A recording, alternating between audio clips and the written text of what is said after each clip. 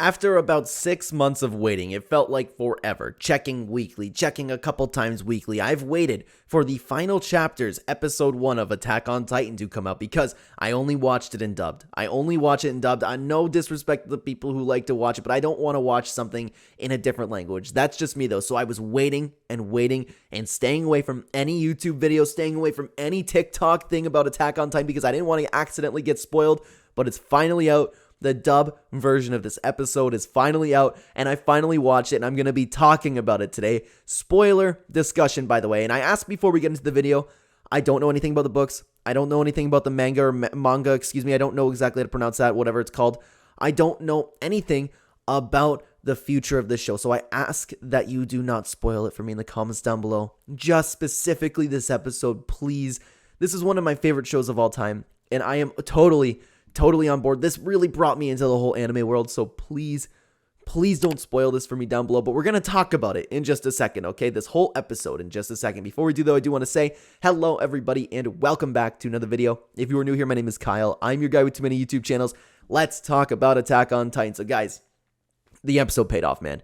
The whole wait for that paid off. I was waiting so long because all my friends have watched it, and I've been sitting here. I'm like, I'm not watching that. I don't want to watch subtitles. I want to hear like the actor of Eren. The dude's so good. So I'm just gonna dive into it, man. I'm just gonna dive into it because there is a lot to unpack here. If you happen to catch this video, which you probably didn't, to be honest with you, because this is a very small channel, I made a video talking about a prediction. Okay, and my main prediction was because before this episode, Eren was having flashbacks to when he was a kid. He was having flashbacks about the people that he loved, so I thought he was going to stop the rumbling. But boy, was I wrong. Boy, was I wrong because that dude went on a rampage. But it didn't start off that way. And I was right in the sense because I also said, like, okay, there's still a little bit of good in Eren. I believed that. I thought he was just like, this is the only way that he could save his people. It's like a thing where, I don't know, you could be a good person and just, you'd have to hurt somebody in order to save your family. I thought he was kind of like going along that mindset.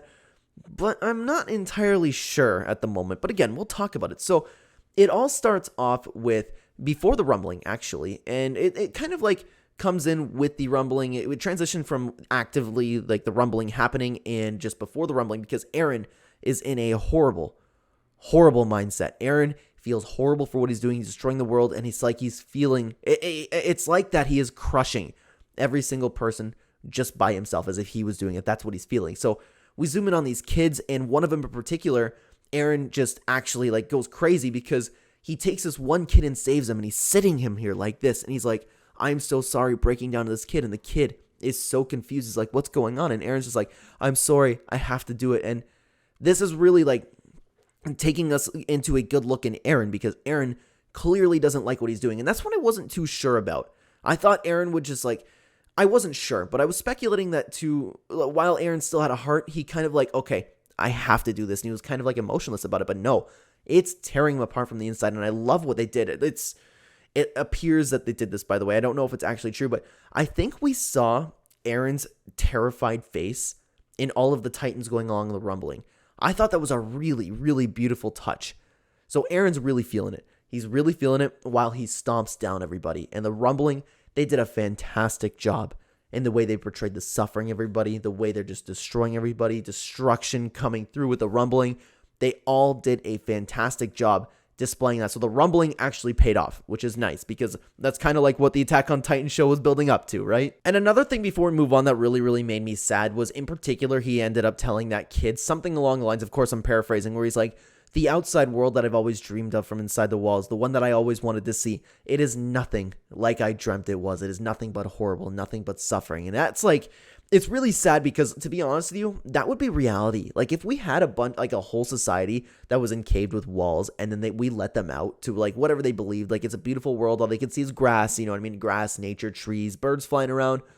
They would be shocked and they would hate the world. They would hate the world. That's why I really relate to like when I watch Death Note with Light.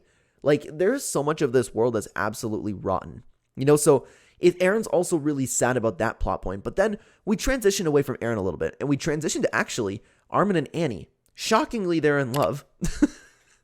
And it turns out that Armin, and I don't remember if they touched on this because it's been so long since I watched the original episodes. I binged the whole show of Attack on Titan. I binged it all at once. I thankfully got into this as season 4 was coming out. So I don't remember if Armin actually spent a lot of time down there while Annie was in the crystal talking to her, but they said that he did. I don't remember if they showed it, but of course, like they said that he did, and she's like, why would you talk to me? Why would you talk to me? You just wanted the monster to not crush you, didn't you? But Armin, like, ended up loving her. He kind of showed her, but there was kind of like, there was obviously a chemistry between them, and both of them knew that, but then nothing ever happened from it, right? So Armin and Annie ended up having a really, really beautiful moment, but then it was a little interrupted a little bit because everybody figured out Aaron's plan and where he's going to head next. So they ended up gearing up to get on a mission. They want to go find Aaron. They want to put a stop to the rumbling. Armin wants to talk to him, but then that whole plot point with Annie and Armin, they still kind of love each other. Mikasa knows. She talks to both of them separately, and they end up going their separate ways,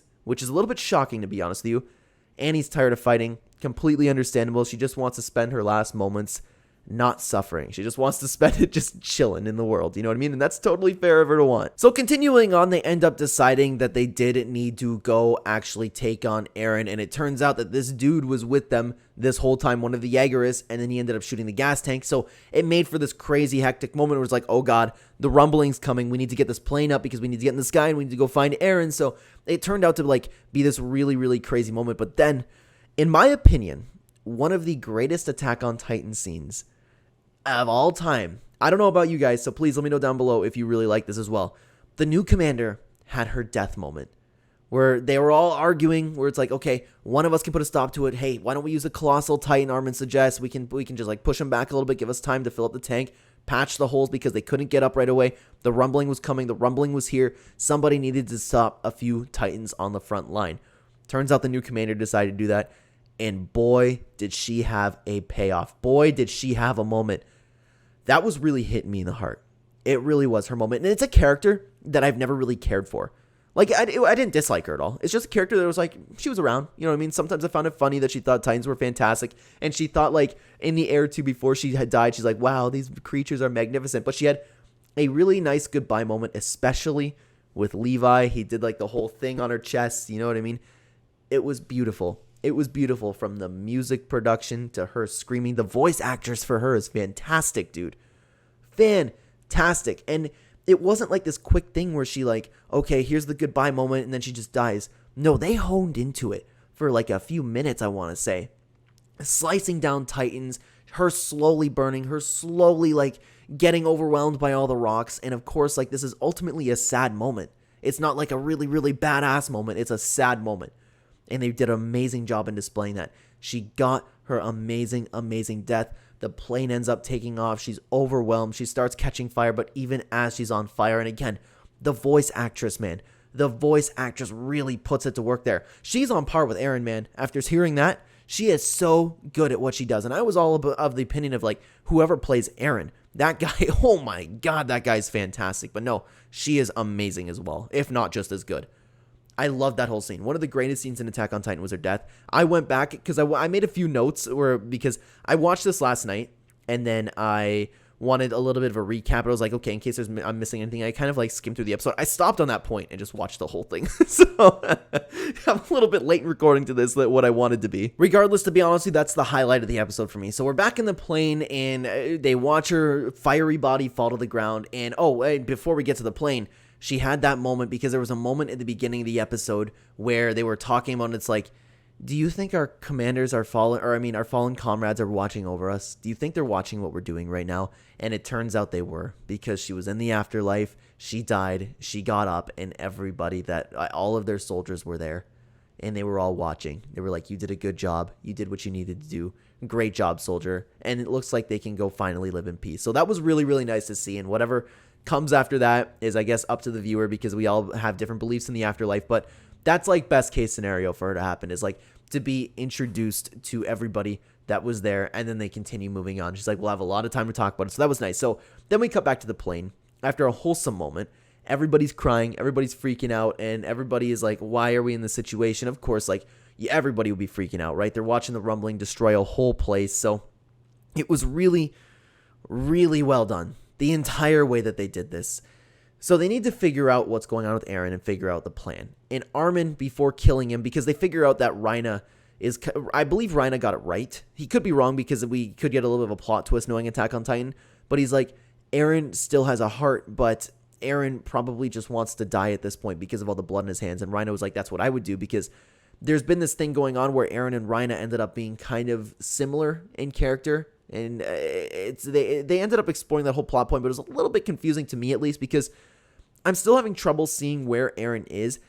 And knowing Attack on Titan, there's going to be a plot twist, so maybe Eren actually is evil. I don't know. That's the whole point. I'm exploring, like, different avenues here. I don't think it's just what they presented to us. I don't think Reina got it right. You know what I mean? While it makes the most sense, knowing the show, I don't think Reina got it right. So they end up wanting to talk to Eren, and Eren ends up bringing to that sand place, the beautiful place, you know what I mean? The space place with the founder. And they were like, okay, Eren, why don't you stop us? And then he's like, I want you to be free. And it's like, oh, so Eren does have them at his best interest. That's why he's doing all this. He wants them to be okay. He wants everyone to be okay, everybody to be free. That was the point of this. So he's like, if you want to stop me, you're more than welcome. And then he said to them, they all tried talking to him. And it was really, really, really great to watch, because everybody had their own moment. You know, Armin was like, all of them were giving like heartfelt messages to him. Everybody. And it really hit hard with Migasa and even Levi, where he's like, speak up. That was a little bit funny. But even then, it's just like all the different characters had their unique ways of speaking to Eren. They were all real. People were finally getting through to Eren. And I wasn't sure what to think, if Eren was going to come out, if Eren was going to maybe think about stopping at least. But no, he's like, nothing you can say. You're free. You can try to stop me. Nothing you can do will stop the rumbling. So then Eren ends up letting him go from the thoughts. They're not in that place anymore. They're back in the plane. Then Reina just sits there and was like, yeah, I was right. But then before we get into the last scene, we have a moment with Falco and Gabby, and they kind of figure out a way with Annie on how they could just use the Titan's powers. I don't know. I guess, did they say fly? I don't remember. I remember being a little bit confused by there, because they know, okay, Zeke needs to consume something for this to happen. We consume Zeke's final fluid. Maybe we can do this. So I have no idea what that whole part was about, probably for the last episode, but that was really brief. It was a little bit confusing on my end, at least, so I don't know what to think about. But anyways, this brings us to the last point in the episode, and the rumblings coming to that final base with like the last people, the place in the mountains, I guess it was, or like in the middle of the desert, wherever it was. And they have this whole beautiful moment where it's like, okay, humanity, one more shot to take on the demons, but then they just don't. They just get destroyed. But then here comes the rest of the gang to come save the day. And I was getting so hyped up because I knew the episode was ending at this point. I was like, they're not going to stop it there, man. I know there's one episode left. They're not going to stop it there. It's going to stop here. And they come down. Everybody, they come to save the day. They're going to take on Zeke. Everybody lands. And then Armin ends up landing on Eren. And he said something along the lines of, Eren, you're going to listen to me. You said there's nothing to say, but I do have one question for me, and you're going to answer it. What do you really mean when you say you're free? Because Eren did say he's free. That is so confusing to me. I don't know. Does Armin think that he's being controlled by something? Is being controlled by Zeke? Is he being controlled by the founder? I don't know. I have no idea what that can mean. That's where the episode ended, on a huge cliffhanger, and Armin is staring into this giant Titan skull that's Eren. Eren's got to answer him. I don't know what's going to happen. If I had to guess, they're going to fight it out a little bit. Then eventually Eren's going to bring him to that other realm and they're going to talk. It's so strange to me. And this is what I love about Attack on Titan, is I can't put the pieces together. I don't know where this is going to go. And I ask you guys again, if you watch this far, first of all, thank you very much. Please don't spoil this for me down below. We have one episode to go. This is on track to be my favorite show of all time. Not just anime. I means a lot to me to not be spoiled, so please just keep the topics to this episode down below. I don't know what to think. I might make a prediction video about going on, but this whole episode is fantastic. The highlight of the episode was certainly the new commander getting her moment, getting her death. I love that moment, but this whole episode was beautiful. It took forever to get dubbed, and I hope that doesn't happen for the end of Attack on Titan. So regardless, I am so excited to see what's next.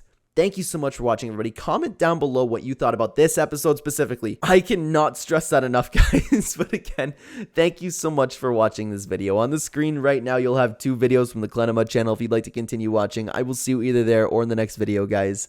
Take care.